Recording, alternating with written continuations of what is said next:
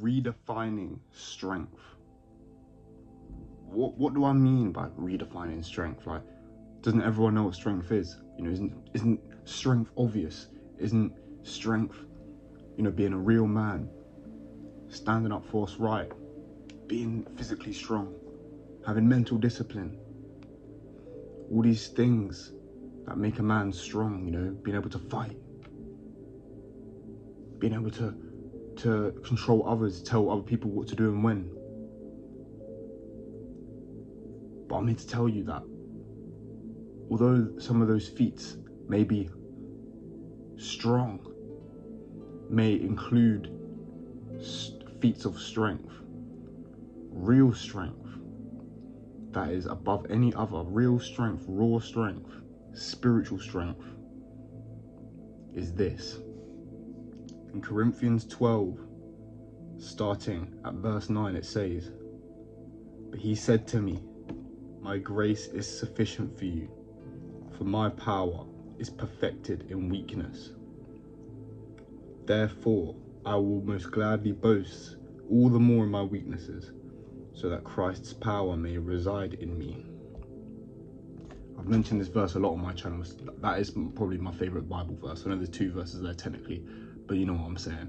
This is my favorite passage because it rewrites the human definition of strength. You know, we think strength is carrying all that burden and load on your own and taking it like a man and firming it, you know, thugging it out. But the truth is, we all have a breaking point. We all have a point to where it feels too much. We all have a point to where we need help, you know? And it makes sense because us humans, we're not made to carry all these burdens. Think about it, we need sleep. We're not that strong. You try to go 2 days without sleep, mate. You'll be tweaking, you'll feel weak, your body will be ill. If you had no food, your body would be ill, will be weak. We rely a lot on other things. We're not as strong as we are made to believe. Don't get it twisted, we are amazing creations by the living God, but we are not as strong as we like to believe. Because without a few things, without a few resources, we'd crumble. And it's funny how a lot of us go about our days eating, sleeping, resting, training in order to build our strength. But a lot of people, including myself, tend to neglect faith, because faith is real strength. Believing in God to remove burdens from you, believing that God will fix things for you when you don't have the answers. That is true strength. When you truly have tried your best, but you understand that only God can fix it for you. God does not sleep. God is constantly there, 24/7 for all of his children. God does not sleep. There is constantly someone in every nation. Someone is praying. Someone is praying to the Lord, and he is there listening, answering, working, commanded his angels, doing miracles, saving souls. He is the one we rely on. He is the one we rely on. Because we can do great things, but we are limited without God. I believe Jesus even says in the Gospels, some things are impossible with man, but nothing is impossible with God.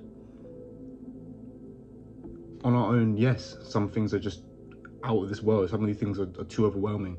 Many things are too much for us. But when we serve the Lord Jesus Christ, when we serve the living God, and we truly in faith rely on him, I'm not just saying if you believe in God and you're a Christian, then everything will be all fine for you and God will never give you any trials. But if you truly trust him, if you truly let go of the authority over certain things, like you let go of chasing a relationship, let go of chasing a certain career, let go of chasing a certain level in your life. Of course, do the necessary steps it takes to get there, because that is faith. But through that, don't be thinking it all relies on you. Know that it relies on God. Know that God will put you in the right place at the right time. Know that God will have you in places and in conversations where it will benefit you. The favor of God will rest upon you. And when you're weak, when you have those days where you know you're not doing enough, when you know that you could be doing more, when you know you're burning out, that's those days you get in the quiet place with God. That's those days you pray and increase that faith, so that the more faith you have, the more work you put in. Don't neglect those days where it's gone quiet. Don't neglect those days where you can't train as hard, when you're not even training. You know, a lot of people, where they hate rest days. I used to be one of those people. I used to hate rest days. I used to be like, oh man, it's a rest day at the gym. Can't believe it. What am I supposed to do? I may as well just train and get bigger. Rest days are very important because you can rest your body and nurture your spirit. And when your spirit is thriving, your body will follow. Everything else will follow. Once your spirit is healthy and your spirit is flowing, your spiritual life is being taken care of, I'm telling you, God will handle the rest for you. I'm telling you, because everything bows to the spiritual. This whole reality started in the spiritual. It started from God, who is a spiritual being.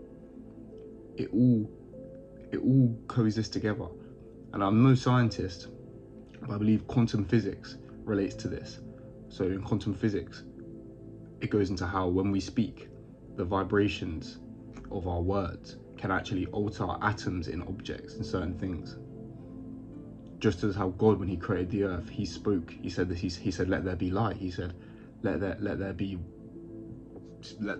water split to make the sky and the ocean. Let there be plants, let there be life. God spoke these things. He spoke these things into existence. What I'm saying is, if your spirit man is taken care of, your mindset will be better, so you will speak better things, so you will behave in better patterns, and you will inevitably be closer to where you need to be. And that's because God is taking care of your soul. He's taking care of your path. He delights in taking care of us. That's why he wants us to call on him. He knows he created us. He knows that we can't take on all these things at once. You know, when your schedule's getting busy, when you've got to work, when you've got to work on your business, when you've got to work on your body, when you've got to nurture your personal relationships, when you've got many things going on and all the other problems of life. Maybe you might get ill. You know, maybe you might be in financial difficulty. Maybe you're not spending enough time with God. Maybe you haven't found a church. Maybe you don't have many friends. These are times where these things are sometimes out of our own control and our own hands, and we need to pray to God, find peace in God, rest in God, and he will deliver it to you when you understand that these things cannot be controlled by you, when you relinquish control to the Most High. This is true strength. And don't even get me started on sin, man. Like when you're falling into sin, and you feel guilty, you feel stressed, you feel weak. These times,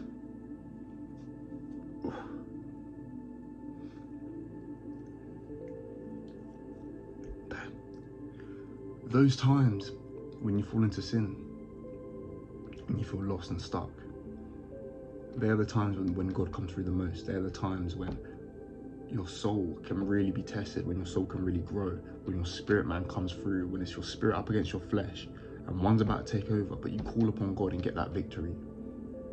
That is when the Spirit of God is shining brightest, because you're most grateful, because you know, I know, when I've been in those pits of sin, I know that I cannot get out. And when I've called upon God miraculously, a day later, a couple of days later, a week later, I'm out of it, I'm free. And that was not because of me, that was because of the Lord Jesus. This is powerful, man. This is seriously powerful. I'm telling you, even the most handicapped, disabled, ill person can show true strength by the Spirit of God. I even think I'd go as far as to say the people who are more physically hurt in this world, the people who are physically impaired, the people who are physically weaker, but have that spirit, have that relationship with God where they accept their struggles in life and are grateful to God and do not curse God and show love to others. These are the strongest people in the world. These are the strongest people to ever exist. Those people that go through tough times and they don't let it affect them or other people. They don't let it affect their relationship with God, but they become even stronger spiritual beings through Christ. These are the strongest people. And that is the strength we need to exude. I'm not saying you need to go get yourself hurt so you become physically weaker. I'm saying you need to become more like that. When trouble comes around, accepting it. I don't mean accepting it by just dwelling in sorrow. I mean accepting it by understanding what's happened and you can't change it. You can't change the past, but what you can do is work better for your future. Ask the Lord to take care of your future and do the best you can every day. Stay away from sin, show love, serve others, work on your body, work on your health, work on your mind, work on your business. and trust that the Lord will reward you for what he sees you doing in private.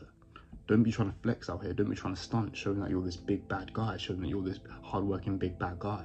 No. Work in the quiet place so you can be approved by God, because God sees that you're honestly grafting every day.